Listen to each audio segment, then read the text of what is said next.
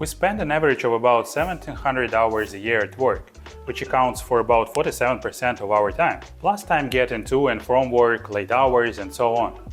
Every time it makes me think, if work's such a big part of my life, I want it to be awesome there. I want to wake up every day and say, how cool, I'm going to work again. Today I'll teach you how you can develop such an attitude towards work. For me, the foundation for starting to love my job is understanding that there are things that are under my control and things that are not. Here's a diagram that illustrates what is under our control and what is not. In this video, I will focus on the attitude, choices, and judgment. Let's start by changing our attitude, which means we need to shift our mindset. We often approach what happens at work as if it falls into two polarities, either bad or good, black or white. We categorize events that happen in the office into boxes. Free coffee and cookies go into white box, unrealistic deadlines into the black box, an interesting client into the white, an annoying colleague into the black, and so on. But what if there is also a gray box? Or maybe these are not boxes at all, but rather a blended space where everything merges together, and black might not be so black anymore. Then the unachievable sales plan from the black box, which only leads to frustration and fear of losing your job if it's not met, might move into the gray or even closer to white. So I can say that sometimes it's beneficial for me to work under pressure to achieve more, and by meeting the plan, I can earn more. Let's now talk about the choices we make. Your positive feelings about work depend on whether you take responsibility for the choices you make in response to what is happening at your workplace. Let's take an example. A colleague from another department criticizes my work. What do I think? He's stupid, he doesn't understand, who gave him the right to criticize my work? What does it mean to take responsibility for your choices? It is to think about what I could have done differently, perhaps find out in advance what he expects from interacting with me. Build a relationship with him so that he feels I'm on the same team. Thus, you are making a choice to take an active position. Yes, you can't control what he will say about your work, but you're not a victim. You can think, analyze, and weigh your options. You can take more control over what happens in your professional life at work. What we have is the result of our choices. The more you invest, the more you will get in return in the future. One of the oldest philosophies of India, Vedanta, tells us that our life is a series of choices. The sum of all our past choices across all lives brings us to a specific point now. There is an interesting phenomenon in social psychology called fundamental attribution error. Two main points. If I make a mistake, I am likely to blame the environment and circumstances that hindered me. If my colleague makes a mistake, I am likely to blame him or her personally, their character, completely ignoring other factors. This means we start judging not the situation, but the person himself, his professional experience and character.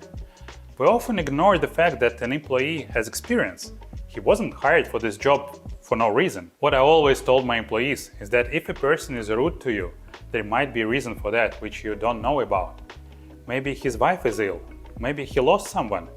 Maybe it's just a bad day. It doesn't mean you should act the same way. Thus, we close ourselves off from the person and all the good they could bring to the team's work. If the contractor did everything wrong, it doesn't necessarily mean he is stupid and you need to blame him. It's always a two-way road. Maybe we explained poorly what we wanted, and the brief was misleading.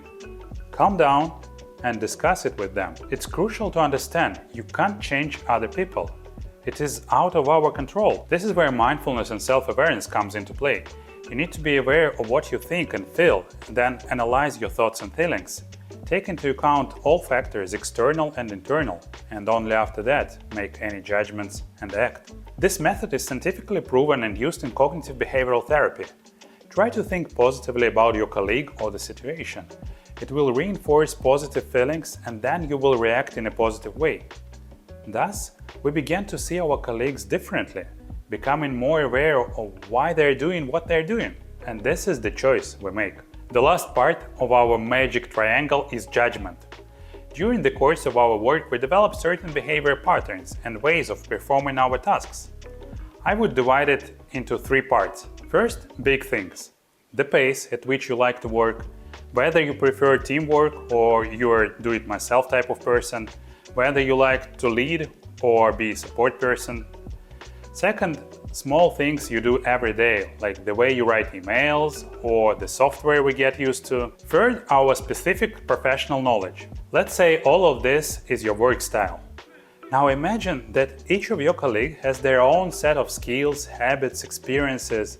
You are in a team where each person has a unique set of preferences and professional background. So now your work style is interacting with their work styles. And you need to understand that there is no good or bad, right or wrong style. Here is where we encounter judgment. You start to compare. I would do it differently. They don't know how to do things, and so on. This becomes a serious stress trigger for you. How to eliminate judging? Learn more about yourself, about your work style and behavioral patterns. When you're aware of your strengths, weaknesses, triggers, and preferences, you can better manage your reactions in the interactions with others. This understanding fosters empathy, allowing you to tailor your communication in a way that resonates with others, so you can reduce conflicts. What can help you better understand your work style? You can use various assessment tests. Of course, there are many pros and cons, but they can be useful. For example, the Hogan test. I have taken it. Here is the report, by the way, and it provides interesting information about your personality, strengths and weaknesses, underlying values and motivators. Judgment can manifest as confirmation bias, a term that also originates from social psychology. We often have to sell our idea in the company or justify our point of view. And we look for information that supports our position, while avoiding information that contradicts it. Typically, we find a bunch of pros for our position, and the cons seem to be absent. I catch myself doing this sometimes. I can be so confident in my ideas that I can't imagine how there could be another opinion and someone could disagree. Even subconsciously, reading material related to my project, I only see the information that supports my viewpoint and ignore what contradicts it.